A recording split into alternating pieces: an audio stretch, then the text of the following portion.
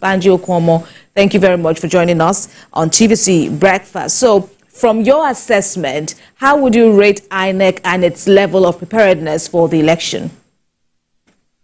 Well, thank you very much. INEC is the umpire, the body saddled with the duty to conduct election. So far, so good. They've made disclosure of their programs, and it is the duty of every political party to make preparations for the election.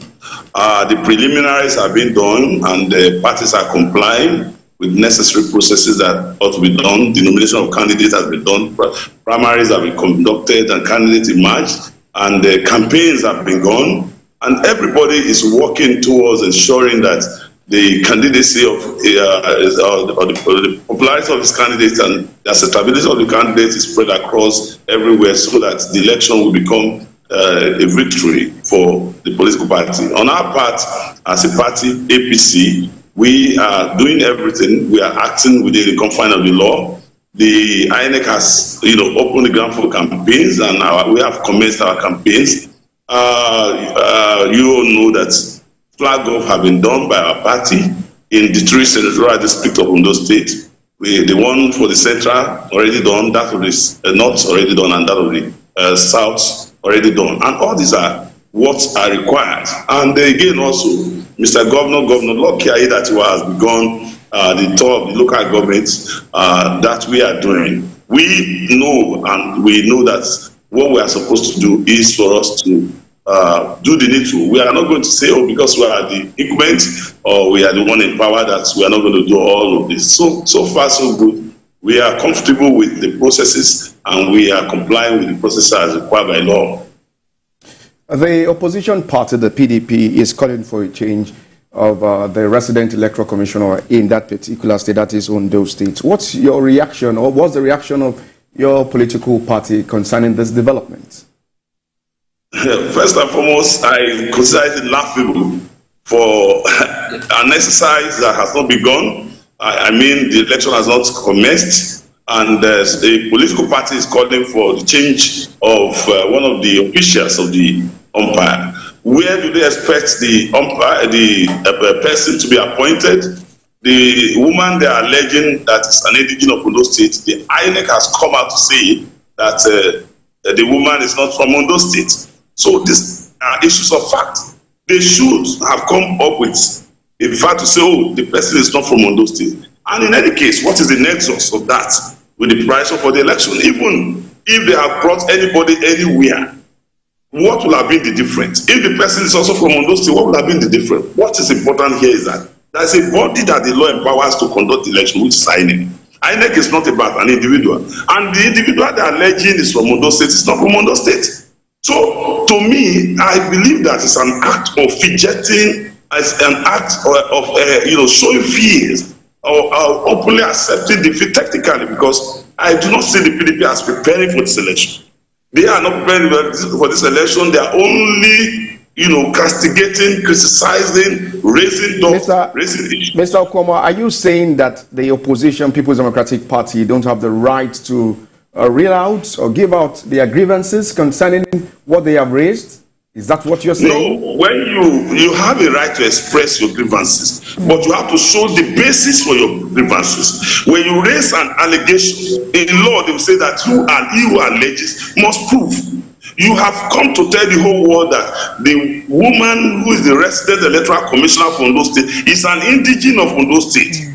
The body which employed this person says that the woman is not an indigene of Ondo State. That is a fact that has disproved an unestablished fact. The INEC has come out to say that the person they allege to be an indigene of Ondo State are now suggesting a likelihood of bias is not an indigene of Ondo State. So I want to believe that the PDP did not do due diligence. If they had done so, they would have known that the woman is not an indigene of Ondo State. So in the first place, the fact that the woman is not an indigene of Ondo State and they have come out to allege that she's an indigene of Ondo State, it shows that they have already filed in their allegation. And that allegation is porous, is empty, is false, is mischievous, and of course, it's a way of raising provocation and raising tension unnecessarily about an election that has not been conducted. So to me, that allegation being baseless, not being factual, and very frivolous is to show that the PDP is already defeated. Can you tell us what state the woman is from? The state the woman is.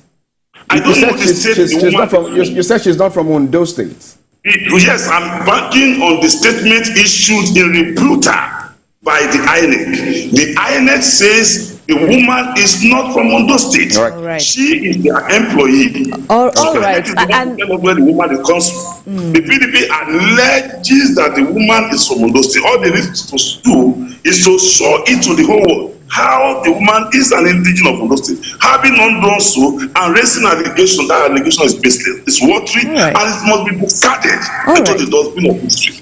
Okay, so the PDP and a number of opposition parties as we have seen from all these reports here and there, are also crying foul, saying that the APC should not do a repeat of how it botched the election, so to speak, in Edo State. Of course, Edo just finished, they had their own governorship election. We saw how it panned out. APC candidate declared the winner, but the dust from there is yet to settle, bringing up this kind of clamor that the APC, by the PDP especially, that the APC should not have a repeat of how it had a hand somewhat or where the elections were not found to be free and fair, or were not seen to be free and fair, at least from the part of the PDP. What's your response to that? The PDP should stop crying foul. When they won in some states in the past, the elections were free and fair. Now that APC is winning some states, in subsequent election, APC, the election is not free and fair. When you won your own election, it was free and fair. It is not logical. So alleging election not being free and fair because you were defeated is not. They should know that being involved in an election is just like participating in a binomial experiment where you either have a success or a failure. You cannot win all the time. There had been period when PDP was winning election in this country. No, the other party definitely they will cry. It is customary for any failed party or any political party failing to cry. But the reality is that the umpire will always remain as umpire to conduct the election. I wouldn't want, because you are not failing now, you will now be raising issues that are not, having any sensible reasoning. So, and for some political parties you mentioned, as far as the election in Ondo State is concerned, the only recognized opposition party which is visible on the ground trying to attempt to contend with the incumbents in the government is PDP. Some of the other candidates of some other parties are phony candidates. I call them phony candidates because they are not even on the ground. Some will wear, they will have followers about 4 with red cap and they say they are candidates. No, I don't reckon with that. If you are ambitious, go and do your ambition in your bedroom. Or you want to talk to yourself, you cannot come to Ondo State now and say, oh, you are bringing NNPP to Ondo State, or you are bringing a particular party with 5 or 4 candidates and you are raising the issue because you are a candidate of a political party.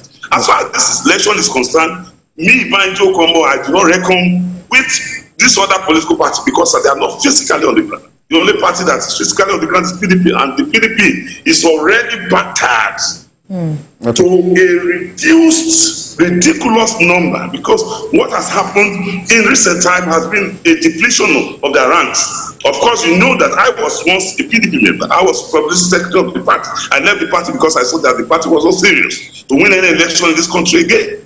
They have been battling with leadership problem in recent time. There was exodus movement of people out of the PDP into the APC. As we speak, what we see happening in the PDP is just a caricature. What is happening in PDP is just dancing or playing to the gallery. They know that they are not cut out for this election. They are not going to win any election in this state because the people are already settled with the incumbent governor because they are comfortable with what the governor is doing. And of course, what the people want is consolidation of the performance of the government of the party.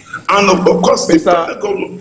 Mr. Okunomo, Yes, I'm with you. Just a moment. There are reports or accusations on you that you left the PDP because of your own selfish ambition.